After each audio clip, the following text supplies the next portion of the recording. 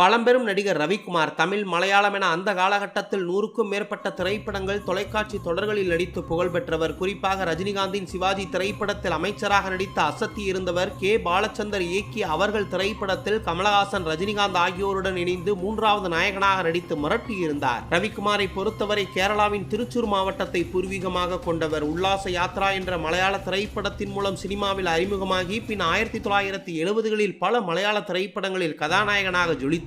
கதாநாயகனாக வளர்ந்து வந்த அந்த நேரத்தில் தன்னுடன் நடித்த சக நடிகையான சுமித்ராவை காதலித்து திருமணம் செய்து கொண்ட ரவிக்குமார் சில ஆண்டுகளிலேயே அவரை விவாகரத்தும் செய்தார். 90களில் தமிழில் குணச்சித்திர வேடங்களில் நடித்து வந்த ரவிக்குமார் மலபார் போலீஸ், ரமணா, மாறன், விசில், சிவாஜி, வியாபாரி உள்ளிட்ட ஏராளமான திரைப்படங்களில் குணச்சித்திர கதாபாத்திரங்களை ஏற்று நடித்து பிரபலமானார். பின் சித்தி, அரசி, செல்வி போன்ற தொலைக்காட்சி தொடர்களில் நடித்திருந்த ரவிக்குமார் கடந்த 2025ஆம் ஆண்டு ஏப்ரல் மாதம் புற்றுநோய் காரணமாக தனது 71 வயதில் இந்த மண்ணுலகை விட்டு மறைந்தும் போனார்.